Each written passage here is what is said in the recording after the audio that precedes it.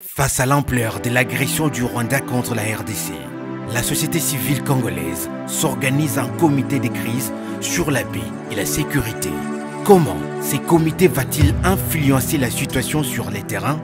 C'est la République qui est aujourd'hui menacée, agressée. Et donc, tout Congolais a le droit de défendre la patrie pendant ces temps.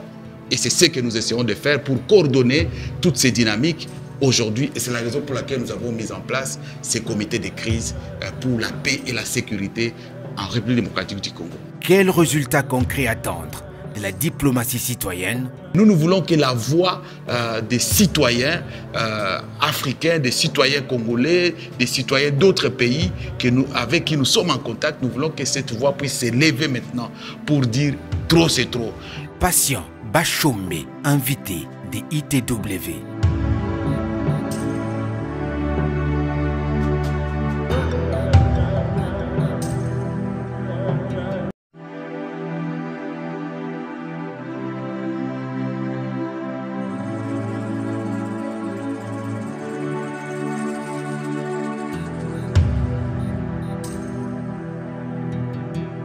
De nouvelles troupes rwandaises ont franchi les bornes 12 et 13 du poste frontalier séparant Goma de Gisenyi, pénétrant sur notre territoire en plein jour, dans une violation ouverte et délibérée de notre souveraineté nationale.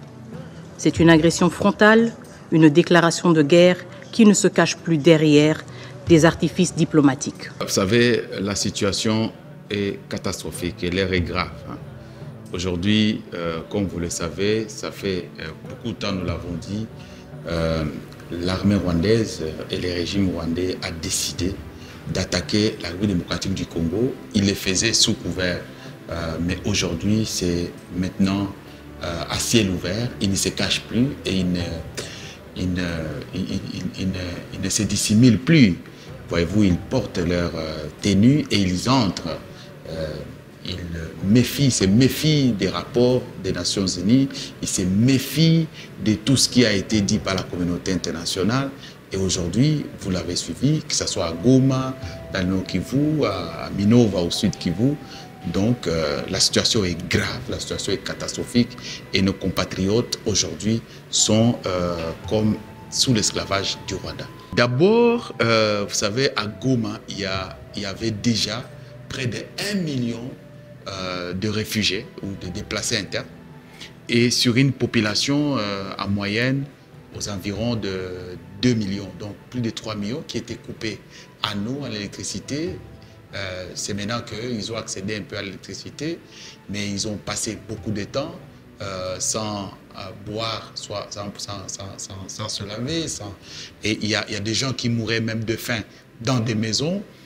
Il y a eu beaucoup de gens qui sont morts, beaucoup. Il y a eu beaucoup de gens qui sont morts, qui ont été tués. Il y a eu beaucoup de ciblage à Goma. Il y a eu, au-delà des militaires, je parle des civils qui ont été ciblés. Et nous avons essayé d'entrer en contact avec des médecins. Ils nous ont dit que leurs hôpitaux, leurs formations médicales sont au comble, sont débordés. Les derniers rapports que nous avons eus, c'est plus de 2800 personnes qui ont été sérieusement blessées, des civils. Et donc, la situation humanitaire est catastrophique et nous croyons que la demande que nous avons faite à la communauté internationale pour pouvoir établir un pont aérien, une urgence humanitaire afin de venir n'est-ce pas, en aide à toutes ces populations. Ils ne peuvent pas aller au travail. Imaginez 3 millions de personnes. Comment ils vont manger? Comment ils vont acheter? Avec quoi? Parce que c'est petit à petit, c'est vraiment de manière timide que certaines entreprises ont ouvert. Il y a eu des pillages inimaginables, des pillages systématiques. Et donc, la population ne sait pas à quel sens se vouer aujourd'hui. nous, en tant que société civile, face à cette agression, face à la situation dramatique au pays, nous avons décidé d'agir. Nous avons dit, pendant ces temps, certes, on a vu beaucoup de gens qui restent silencieux, qui ont décidé de garder silence. Beaucoup plus sont des politiques. On ne sait pas qu'est-ce qui est derrière leur tête, parce qu'il y en a qui font des calculs, peut-être ils ne savent pas où est-ce qu'ils vont aller demain. Mais nous sommes le peuple. Nous sommes la population organisée. Et nous sommes dit, nous devons nous battre. Le gouvernement nous a appelés à la résilience et à la résistance, et c'est ce que nous essayons de faire. Alors, la première chose à faire, c'est de nous organiser pour assurer un monitoring de tout ce qui s'est fait au pays. Il faut aussi, effectivement, arriver à faire un plaidoyer et une diplomatie au niveau international, une diplomatie citoyenne, pour que la voix de la population puisse s'élever. Certes, pendant ces temps, ce sont des politiques, que ce soit rwandaises ou congolaises ou autres au niveau africain qui s'élèvent. Mais nous voulons que la voix des citoyens africains, des citoyens congolais, des citoyens d'autres pays avec qui nous sommes en contact, nous voulons que cette voix puisse s'élever maintenant pour dire trop c'est trop. Et nous voulons qu'ils prennent pas seulement des condamnations, mais des sanctions ciblées contre le Rwanda. Aujourd'hui, il ne faut plus parler des groupes présentés par le Rwanda. Aujourd'hui, c'est le Rwanda. C'est clair. Donc, nous sommes agressés et c'est une agression. Et tous les États ont reconnu cela au sein du Conseil de sécurité et même à la SADC et dans toutes les régions du monde. Mais maintenant, pourquoi les gens s'attardent, n'est-ce pas, à pouvoir donner des sanctions, infliger des sanctions contre le Rwanda? Ce n'est pas normal. Nous sommes une nation, nous faisons partie aussi de la communauté internationale. Et on ne doit pas traiter les Congolais comme ça. On ne doit pas oublier ce peuple. Vous savez, aujourd'hui, le risque est grand. Attaquer la République démocratique du Congo, c'est créer une crise au niveau régional, et cette crise peut avoir des répercussions fâcheuses au niveau de toute la sous-région. Et je peux vous assurer que ce soit la CPGL, que ce soit la SADC, que ce soit la CIRGL, que ce soit l'East African Community, que ce soit l'Union africaine, que ce soit la CAC, cette crise touche toutes ces communautés d'une manière ou d'une autre. Alors, si le monde veut la paix, c'est maintenant qu'il faut agir. Et si vous ne voulez pas que cette région puisse encore sombrer dans comment je vais dire, la violence accrue, c'est maintenant qu'il faut agir. Et c'est ça le message que nous voulons donner au travers ce comité que nous avons mis en place en tant que société civile, parce que là, nous travaillons avec toutes les structures de la société civile, les plateformes, les dynamiques des femmes, les dynamiques des jeunes, les dynamiques, les syndicats, les corporations, les mouvements citoyens et d'autres acteurs indépendants ou personnalités indépendantes. Nous essayons de mettre en place un agenda qui appuie, n'est-ce pas, le gouvernement. En fait, la réalité, ce n'est pas appuyer le gouvernement. La réalité, ce n'est pas appuyer les chefs de l'État. C'est appuyer la République. Parce que c'est la République qui est menacée. C'est la République qui est aujourd'hui menacée, agressée. Et donc, tout Congolais a le droit de défendre la patrie pendant ces temps. Et c'est ce que nous essayons de faire pour coordonner toutes ces dynamiques aujourd'hui. Et c'est la raison pour laquelle nous avons mis en place ces comités de crise pour la paix et la sécurité en République démocratique du Congo. Sur le plan économique, vous savez d'abord que la guerre qu'on nous impose et l'agression a une visée économique pour piller les richesses de notre pays, mais aussi c'est de mettre à sac toute l'infrastructure. Parce que le régime de Kigali n'a jamais vu de bon œil que l'aéroport de Goma soit un aéroport international qui accueille des grands Antonov et qui organise, n'est-ce pas, de trafic au niveau international. Donc il faut mettre à ça, et c'est pourquoi on a bombardé presque une grande partie de l'aéroport, voyez-vous. Et même au niveau du Sud Kivu, l'aéroport de Kavumu, on a voulu On ne veut même pas que cet aéroport soit construit parce que à côté, ils ont construit aussi un autre aéroport au niveau de Ruzizi, au niveau de Kamembe là-bas. Que ce soit sur le passage vers Uvira, Bukavu, ils veulent que les gens continuent à passer par le Rwanda sans construire la route Bukavu jusqu'à Uvira. Donc, on veut détruire toutes les infrastructures pour dépendre effectivement du Rwanda. Et je pense que, vous le savez, il y a même toutes ces femmes, tous ces agriculteurs, tous ces fermiers qui devraient peut-être être en train de faire le champ et qui sont en errance. Donc l'impact est grand et je ne sais pas combien de temps ça va prendre pour qu'il y ait une résilience économique dans la région, donc au nord et au sud Kivu. Je suis là en tant qu'un des organisateurs de cette manifestation. Une manifestation pour montrer que les Congolais et les Congolaises sont debout. On a cru nous décourager, on a cru nous faire peur. La communauté internationale, la France en tête, la Belgique qui était l'ancienne ancienne maîtresse de la RDC, le Royaume-Uni, les États-Unis d'Amérique, ce qu'on en appelle la communauté internationale était et est encore contre nous. Et là, nous avons dit non. Aujourd'hui, nous sommes réunis parce que nous en avons marre de tout ce qui se passe à l'est de la République démocratique du Congo. Ça fait 30 ans que ce conflit dure.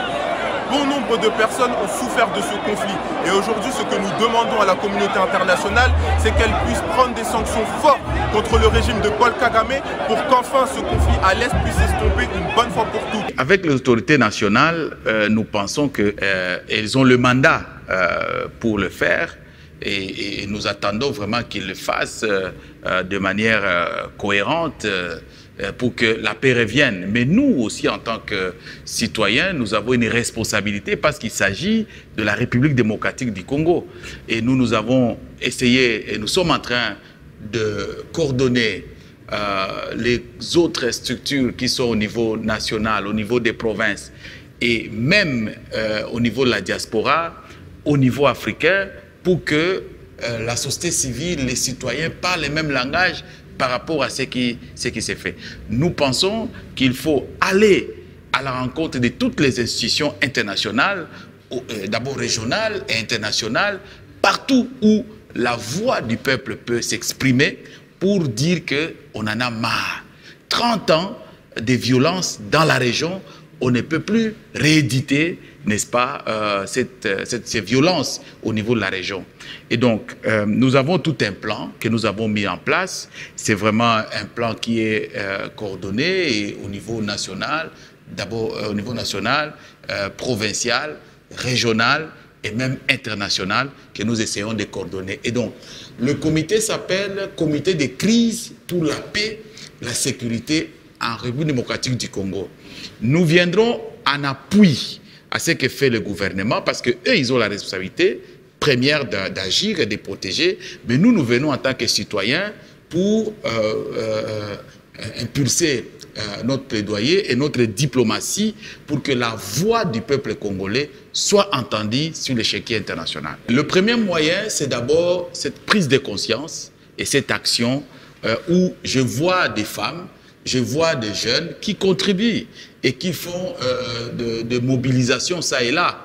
Je crois que c'est le premier moyen et nous voulons demander à tous les partenaires étatiques et non étatiques, la FEC, de nous appuyer, le secteur privé de nous appuyer pour que nous puissions réaliser ce travail et que notre agenda, notre planification puisse être mise en exécution.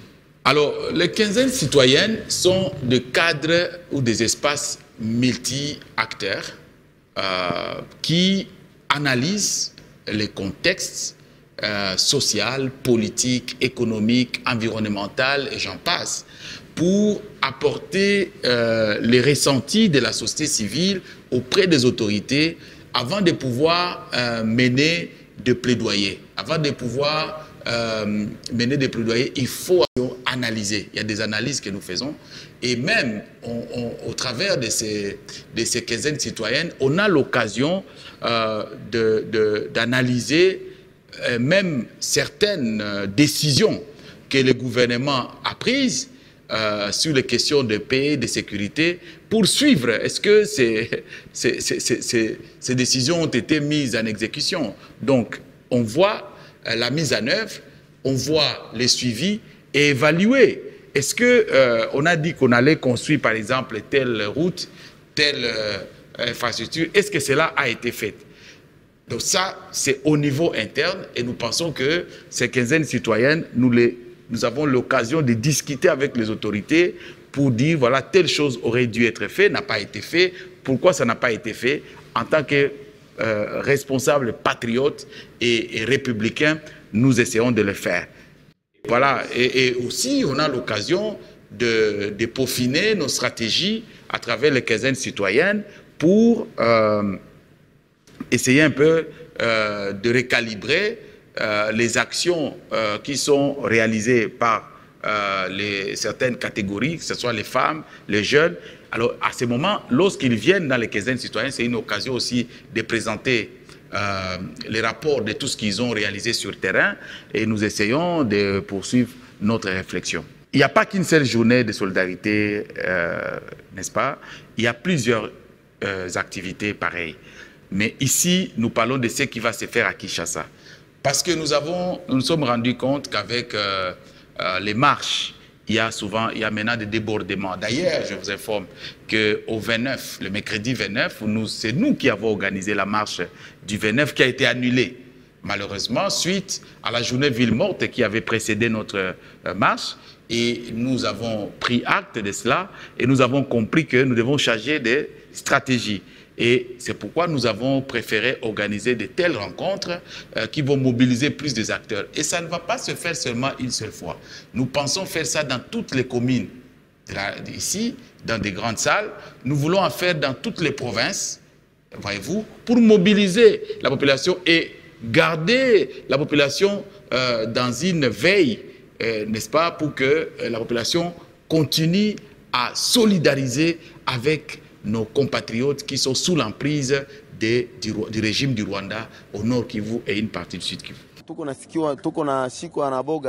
Nous sommes terrifiés en voyant le nombre croissant de morts et de blessés parmi nos militaires et les Wazalendo. Nous appelons le gouvernement à mobiliser toutes les ressources nécessaires afin de rétablir la paix.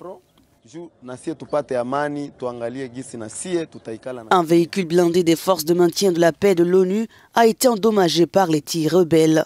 Nous croyons qu'à travers la diplomatie que nous allons faire, parce que nous allons donner même des ultimatums, à partir de la diplomatie citoyenne de la société civile que nous allons mener, nous croyons qu'il y aura des prises de position par des grandes puissances ciblées pour qu'elles puissent sanctionner le régime du Rwanda.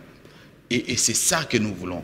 Nous voulons aussi qu'il y ait une prise de conscience au niveau national et au niveau régional sur la vraie situation qui est en train de se passer sur le terrain. Sur la question humanitaire, nous voulons qu'il y ait des actions urgentes humanitaires pour venir au secours de tous nos compatriotes qui ne savent plus à quel sens se vouer. Nous pensons qu'au niveau interne, il y aura aussi des recalibrages à faire au niveau interne pour éviter des erreurs passées qui ont fait à ce qu'on puisse en arriver là. Et nous sommes prêts à contribuer pour que nous puissions construire notre pays, pour que nous puissions imposer la paix dans notre pays. Et cela demande la contribution de chacun.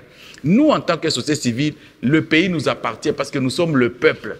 Le pouvoir même actuel finira par partir. Les autres viendront, vont partir. Mais le pays,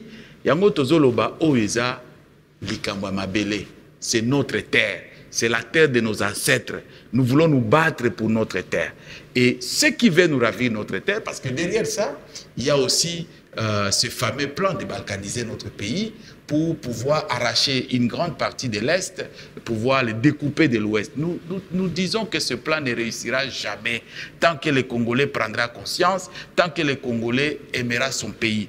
Nous devons aimer notre pays et défendre notre pays. Et ici, l'occasion de dire que la population congolaise doit comprendre que cette guerre, ça ne vise pas le président de la République. Cette guerre, ça ne vise pas le gouvernement. Cette guerre, ça ne vise pas une personnalité quelconque, non. Cette guerre vise à nous arracher de nos terres riches, de nos terres minières riches.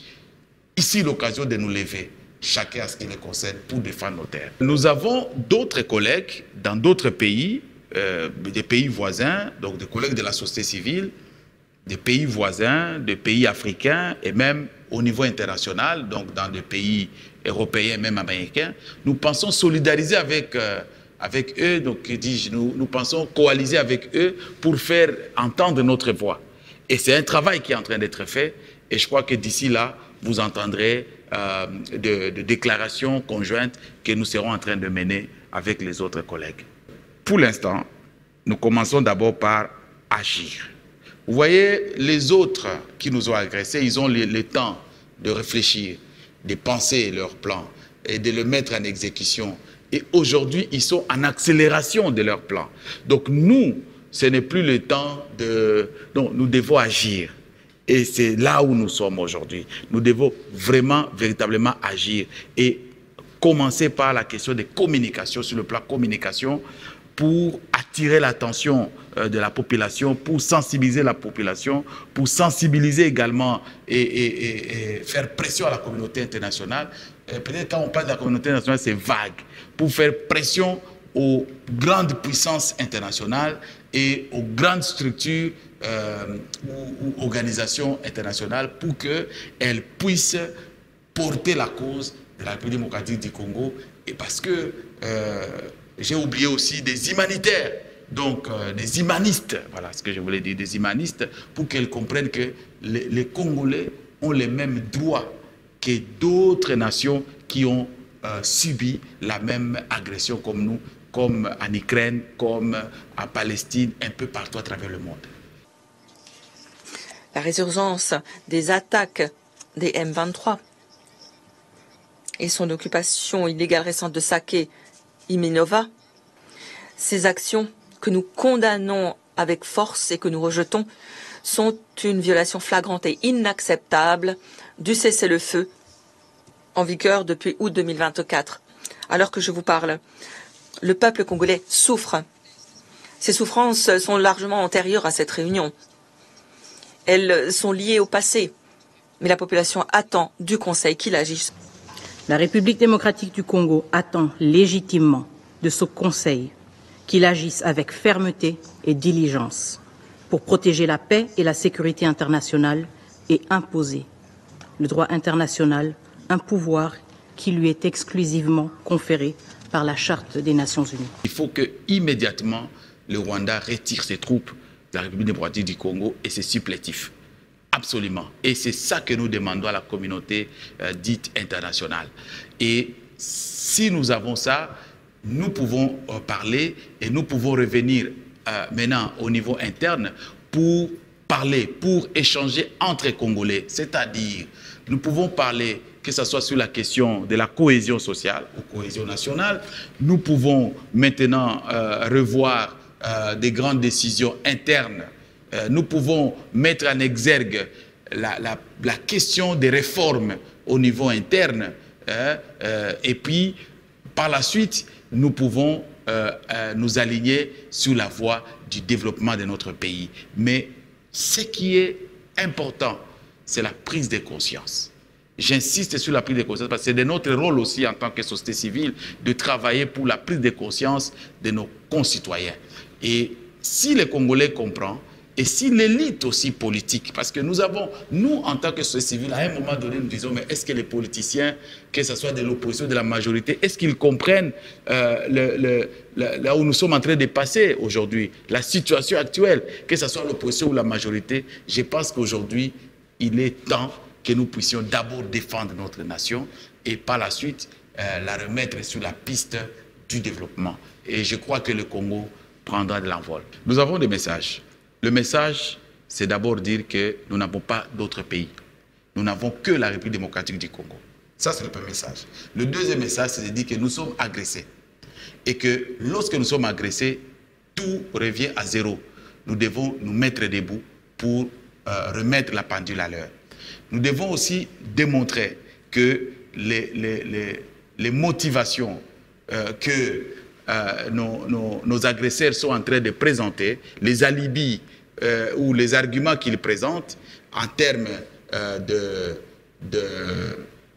comment ils appellent, d'un discours de haine, qu'ils veulent stigmatiser une ethnie dans notre pays, des Tutsis congolais, pour venir, n'est-ce pas, à leur défense, alors qu'il n'y a que l'État congolais qui peut le défendre. Et aujourd'hui, on ne peut pas dire que l'État congolais est venu pour, n'est-ce pas, brimer ou stigmatiser une ethnie donnée. Non, loin de là. Et ça, c'est la même motivation, c'est le même argument que le Rwanda utilise pendant 30 ans jusqu'à aujourd'hui. Et nous savons ce que cela a produit dans la région.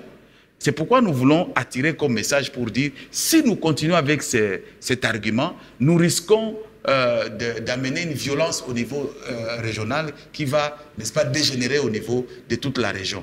Donc ça, c'est un message, c'est de dire que nous devons éviter de tomber dans le piège de la haine. Et ça, c'est très important, la haine tribale. Nous considérons comme des Congolais. Il y a des Hutus congolais, il y a des Tutsis congolais, ça va? Et nous n'avons pas besoin d'aller chercher midi à 14h, non.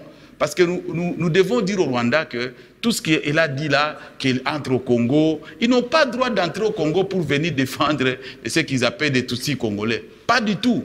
Pas du tout. Parce que ce sont des Congolais, nous les reconnaissons comme des Congolais. Voyez-vous. Et donc, il y a le message, c'est toute une liste qui est longue. Mais aussi, il faut dire à l'élite congolaise, là où des villes qui ont déjà été prises, de ne pas adhérer dans le mouvement, de ne pas adhérer dans ce mouvement-là. Non, parce qu'ils viennent pour d'autres visées. Et c'est une visée expansionniste du pouvoir, n'est-ce pas, du régime du Rwanda. Et ils veulent prendre nos terres, ils veulent diviser le pays, ils veulent balkaniser le pays et ils veulent établir à la tête du Congo quelqu'un qui leur sera favorable pour qu'ils continuent à piller les richesses de notre pays.